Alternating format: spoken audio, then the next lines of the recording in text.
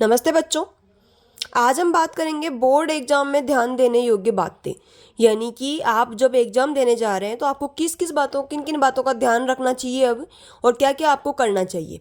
जैसे अपने हर सब्जेक्ट को प्रॉपर टाइम कैसे दे। सबसे पहले तो अपन बात करेंगे कि हर सब्जेक्ट को प्रॉपर टाइम अपने को देना पड़ेगा, तभी अपनी इक्वल परसेंट बन पाएगी, तभी बन पाएगी। ऐसा नहीं हो कि आप जैसे हिस्ट्री, पॉलिटिकल, इन सब्जेक्ट में तो आप अच्छे से मार्क्स ले आए और इंग्लिश में आप कम ले आए, तो परसेंटेज पे आपको पता है कि फ़र्क पड़ेगा। यानी कि आपको सबसे पहली बात तो ये ध्यान रखनी पड़ेगी कि जैसे आप 12th के हैं तो कक्षा 12th में 5 सब्जेक्ट होती है, चाहे वो आर्ट्स हो, चाहे साइंस से हो, चाहे एग्रीकल्चर हो, चाहे कॉमर्स से हो। 5 सब्जेक्ट को आपको बराबर तरीके से ध्यान देना पड़ेगा। यानी कि आपको पर्टिकुलर हर सब्जेक्ट पर ध्यान देना पड़ेगा। और अगर 10th की बात करते हैं, 10th में आपको पता है टोटल 6 सब्जेक्ट होते हैं, तो 6 को ही आपको जो टाइम होता है आपका उसको डिवाइड करके अच्छे से आपको 6 सब्जेक्ट को प्रॉपर ध्यान देना पड़ेगा। ऐसा नहीं हो, अपने को क्या होता है कि कुछ सब्जेक्ट अपने को बहुत पसंद होते हैं तो अपन बार बार जब भी पढ़ने का मन होता है उसी सब्जेक्ट को लेकर के अपन पढ़ने बैठ जाते हैं, जो कि गलत है। क्योंकि आपका जो परसेंटेज बनेगी वो पूरे सब्जेक्ट से बनेगी, तो आपको पूरे के पूरे सब्जेक्ट को पढ़ना पड़ेगा लास्ट टाइम में। अब क्या गलतियां स्टूडेंट करते हैं इसके ऊपर अपन बात करते हैं। तो क्या करते हैं कि जैसे बहुत जो चीज़ें समझ में नहीं आ रही है, जो टफ सब्जेक्ट अपने को लग रहा है कि बहुत ज़्यादा टफ है, और टफ सब्जेक्ट को अपन क्या करते हैं, टाइम ज़्यादा देते हैं। टाइम ज़्यादा, अब ज़्यादा टाइम देने के बाद भी उसके अंदर क्या होता है कि अपने कम मार्क्स आते हैं। और अपने को जो लगता है ना, कुछ स्टूडेंट ऐसी गलतियां करते हैं कि हाँ कुछ जैसे अपने को कि हाँ हिस्ट्री आती है या ज्योग्राफी आती है या हिंदी आती है तो अपने को उन पर ज़्यादा ध्यान नहीं देते हैं, और लास्ट टाइम पर क्या होता है कि उन्हीं सब्जेक्ट में अपने कम मार्क्स आते हैं, और जिसको अपन ज़्यादा टाइम देते हुए पढ़ रहे थे उनके अंदर वैसे भी कम मार्क्स आ रहे हैं। तो पहले दूसरी गलती ये भी है कि आपको ये ध्यान रखना पड़ेगा कि प्रॉपर सब्जेक्ट को जैसे प्रॉपर टाइम दे आप। ये नहीं कि हाँ ठीक है इसको ज़्यादा पढ़ रहे हैं इसको कम पढ़ रहे हैं, नहीं, आप प्रॉपर टाइम सभी को दो, उसके अकॉर्डिंग ही आपके मार्क्स आएंगे। कुछ कुछ सब्जेक्ट पर ज़्यादा ध्यान देते हैं उसकी तुलना में जो ज़्यादा फ़ायदा करवा सकती है कम समय में। यानी कि आपको लग रहा है कि जैसे हिंदी है, हिंदी में आपको पता है कि मेरे पूरे से पूरे मार्क्स आ सकते हैं, तो आप उसको ज़्यादा टाइम दो, उसको अच्छे से ध्यान देते हुए पढ़ो। ये नहीं कि हाँ ठीक है हिंदी को तो मैं आधा घंटा डेली पढ़ूंगी तो भी मेरा क्लियर हो जाएगा क्योंकि हिंदी तो मेरी बहुत अच्छी है। ये सबसे बड़ी गलतफहमी होती है। अपने सबसे कम मार्क्स उसी सब्जेक्ट में आ जाते हैं जिसको अपन, क्योंकि इसे कहते हैं ओवर कॉन्फिडेंस। अपने को क्या लगता है कि हाँ इस सब्जेक्ट को तो कोई बात नहीं हम पढ़ लेंगे, ये तो अच्छी है, ये तो हमें आ जाएगा। लेकिन वहाँ जब क्वेश्चन आते हैं तो आप सोच में पड़ जाते हैं कि यार मैंने पढ़ रखा है लेकिन ये मेरे को आ नहीं रहा। वो अपने होती है अर्ध चेतन की घटना, याद है, सुन रखा है, समझ रखा है, लेकिन याद नहीं है। उसका रीजन ये होता है कि अपन ने उस पर ध्यान ही नहीं दिया है। अपन ने ये सोच लिया कि बस आता है, लेकिन उस टाइम पे आपको नहीं आएगा। तो लास्ट टाइम पर आप उन सब्जेक्ट पर भी बराबर से ध्यान दें जो आपको लग रही है कि हाँ ये तो ईजी है, ये मुझे आ जाएगी। तो ये अपने सबसे बड़ी गलती होती है।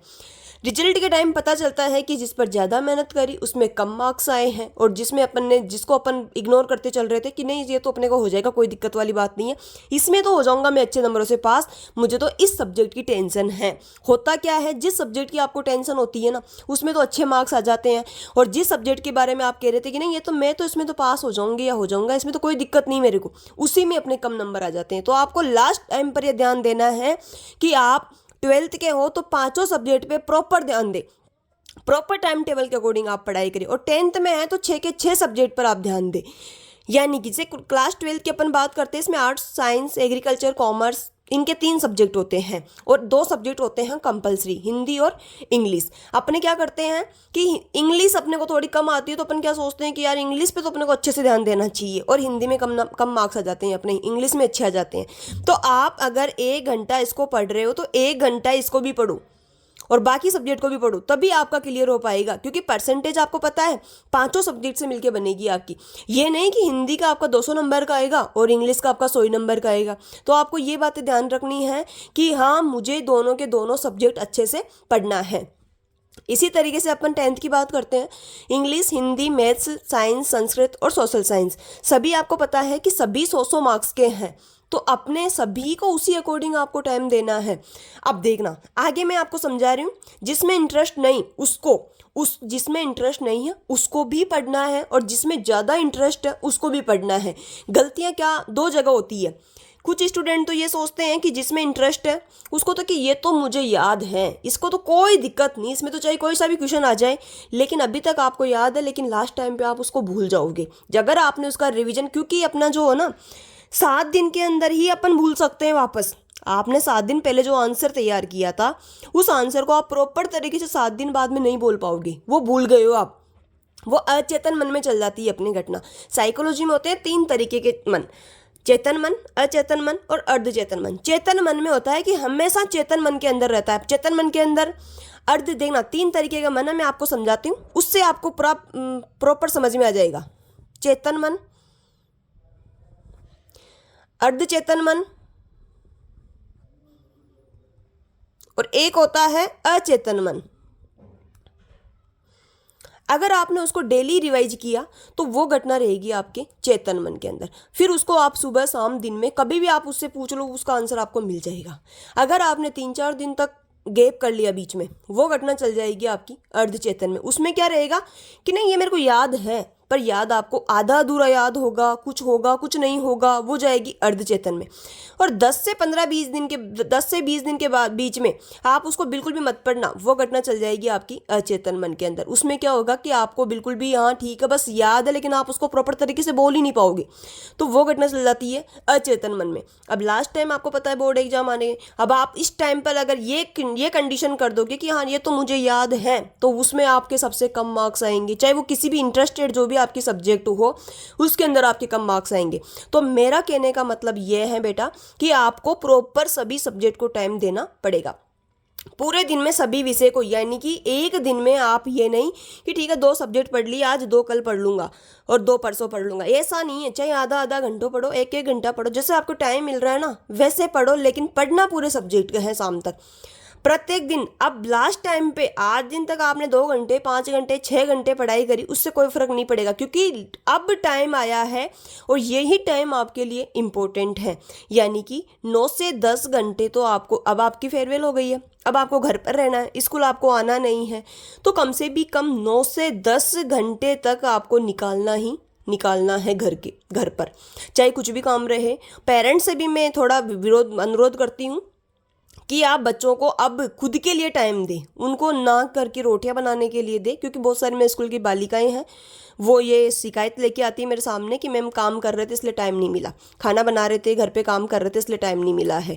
तो लास्ट टाइम पर मैं उनसे भी रिक्वेस्ट करती हूँ कि आप बच्चों को 1 महीने के लिए फ्री छोड़ दें, इनके एग्जाम है, लास्ट टाइम तक कम से कम आप इनको पढ़ने दें। तो 9 से 10 घंटे तक, ये मैंने एवरेज बच्चे के बताए हैं, एवरेज इसमें आपकी 70 से 80 के बीच में परसेंटेज बन जाएगी अगर आप 9 से 10 घंटे तक अब पढ़ते हो तो।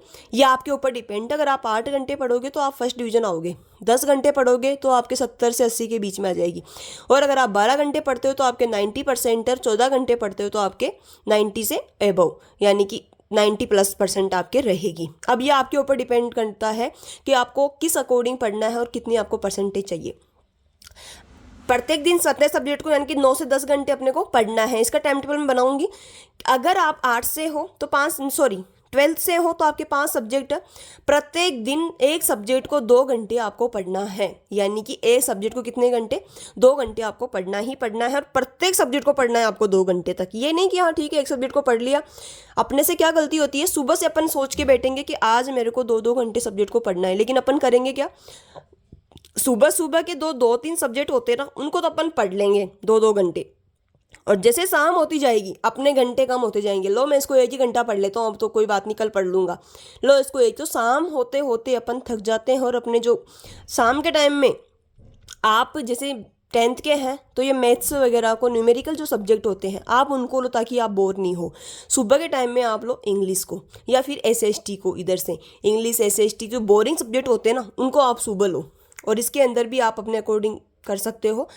तो ये आपको जिसमें इंटरेस्ट है उसको आप शाम के लिए छोड़िए, जिसमें आपको इंटरेस्ट नहीं है बिल्कुल भी, जिसको आप चाहते हो कि हमें इसको बस पढ़ना है तो उसको सुबह सुबह पढ़ो, और जिसमें इंटरेस्ट है उसको शाम के लिए रखो, और शाम को उसमें 2 घंटा आप आराम से पढ़ ही लोगे।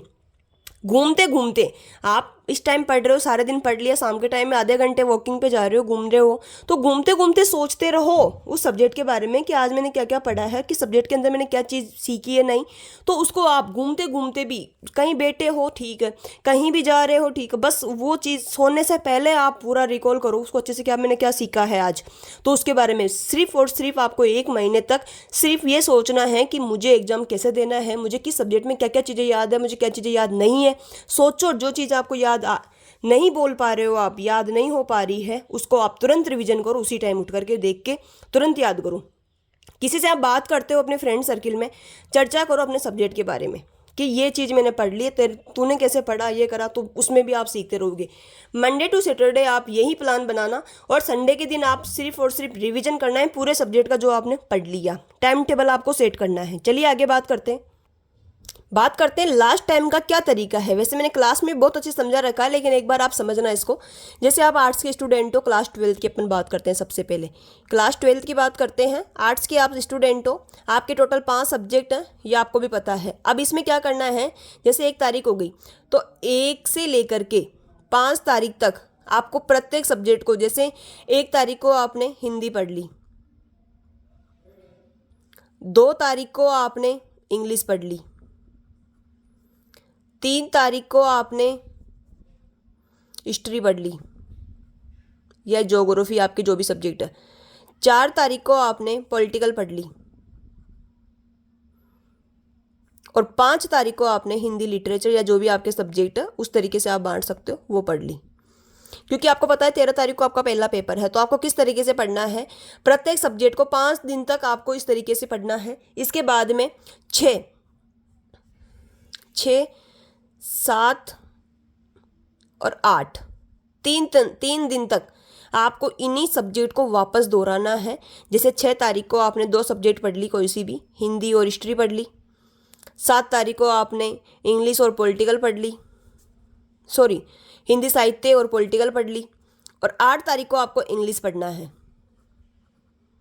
और इंग्लिश पढ़ने के बाद में 8 तारीख को जब आपने इंग्लिश पढ़ा, उसके बाद में 9, 10, 11 और 12, 4 दिन तक, 9 से 12 तक भी आपको इंग्लिश पढ़ना है। 13 को आपको इंग्लिश का पेपर देना है।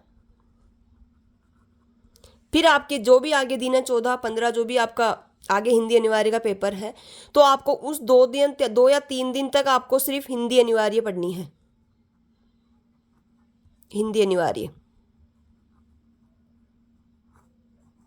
फिर आपका पॉलिटिकल का है 22 फरवरी को, 23 फरवरी को, जब भी है, तो जब तक हिंदी अनिवार्य का पेपर हो जाए उसके बाद में आपको पॉलिटिकल पढ़नी है, और उसके बाद में आपको हिस्ट्री पढ़नी है, उसके बाद में आपको साहित्य पढ़नी। तो ये लास्ट का आपका प्लान है, और मैं कह रही हूँ आप इसी अकॉर्डिंग आप पढ़ाई करना, आपके बहुत अच्छे मार्क्स आ जाएंगे।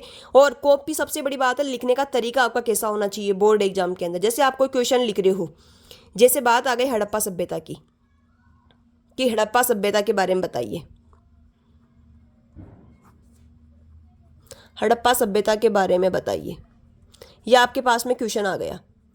अब इसके अंदर आपको क्या करना है, सबसे पहले तो पॉइंट, कॉपी बढ़ने का तरीका है ये, आंसर लिख के हड़प्पा सभ्यता के बारे में, हड़प्पा सभ्यता की विशेषताएं, ये लिख के आपको पॉइंट लिखना है। सबसे पहले नगर नियोजन के बारे में, वहाँ की कृषि व्यवस्था के बारे में, वहाँ की नाली व्यवस्था के बारे में, वहाँ भवनों की विशेषता क्या है, सामाजिक विशेषता क्या है, राजनीतिक विशेषता क्या है, धार्मिक स्थिति क्या है, ये सारे आपको पॉइंट लिख देने हैं। आपकी इतनी कॉपी तो वैसे ही भर जाएगी। इसके बाद में प्रत्येक पॉइंट के अंदर निबंधात्मक प्रश्न की बात कर रही हूँ। फिर इसमें क्या करना है आपको, कि हड़प्पा सभ्यता के बारे में तो एक एक पॉइंट पर आप 2-2 लाइन लिखना, तो 3-4 पेज आपके आराम से इसमें भर जाएंगे।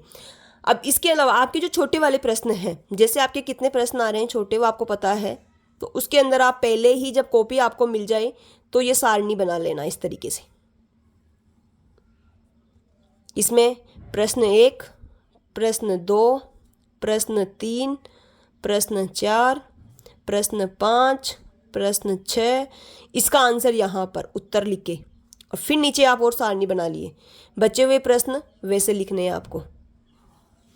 7, 8, 9, 10, 11 12 जो भी आपके प्रश्न आते हैं उसकी, जैसे इसके अंदर अ है तो ये अ डायरेक्ट करना, ताकि छोटे प्रश्न तो आपके डायरेक्ट हो जाए।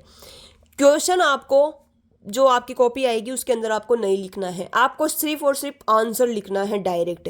जैसे क्वेश्चन 1 अति लघुतरात्मक लिख देना ऊपर की, अति लघुतरात्मक की बात कर रहे हैं हम, उसका क्वेश्चन नंबर 2 3 5 जो भी है, जैसे 5 और ये आंसर, इसका आंसर क्वेश्चन नंबर 8 और ये आंसर, डायरेक्ट आंसर लिखना है ताकि आपका टाइम भी बचेगा। और जितना हो सके कॉपी के अंदर अगर आपको अच्छे से याद है तो आप फैक्ट लिखने की कोशिश करें, कम लिखिए और मैटर ज़्यादा हो। ये नहीं हर कुछ ही आप लिख रहे हो, हर कुछ आपको तब लिखना है। और एक दूसरी बात, जब आपको जैसे कोई क्वेश्चन आ गया, भक्ति सूफी संप्रदाय के बारे में बताइए या सूफी मत के बारे में बताइए, ये क्वेश्चन आपका आ गया, सूफी मत के बारे में बताइए। अब आपको ये पता ही नहीं है कि सूफी मत के बारे में हम क्या बताएं, या हमें कुछ भी पता नहीं है, तो आपको इतना पता है कि ये कौन से लेसन में से है, भक्ति और सूफी संप्रदाय वाला जो वो लेसन है उसमें से है। अब उसके अंदर आपको ये पता है, हदीस के बारे में पता है, उल्मा क्या होता है, उल्मा के बारे में पता है, हदीस के बारे में पता है, कुरान के बारे में पता है, शरीयत के बारे में पता है, कुछ तो चीज़ें पता होगी। तो इसके अंदर आपको क्या करना है, इसमें पॉइंट डाल के नहीं लिखना, हदीस के ये कार्य हैं, उल्मा में ये हैं, शरीयत इनका इस्लाम का पवित्र ग्रंथ, कुरान पवित्र ग्रंथ होता है, ये इसके पढ़ने वाले विद्वान होते। तो इस तरीके से आप उसमें लिख दीजिए, लघुतरात्मक है जो भी प्रश्न है, इस तरीके से, मतलब उस क्वेश्चन से रिलेटेड आपको कुछ तो याद होगा, आप वो इसके अंदर लिख दीजिए, बस आपके उसमें पूरे पूरे मार्क्स मिल जाएंगे। इसी तरीके से आपको क्लास 10th का भी है।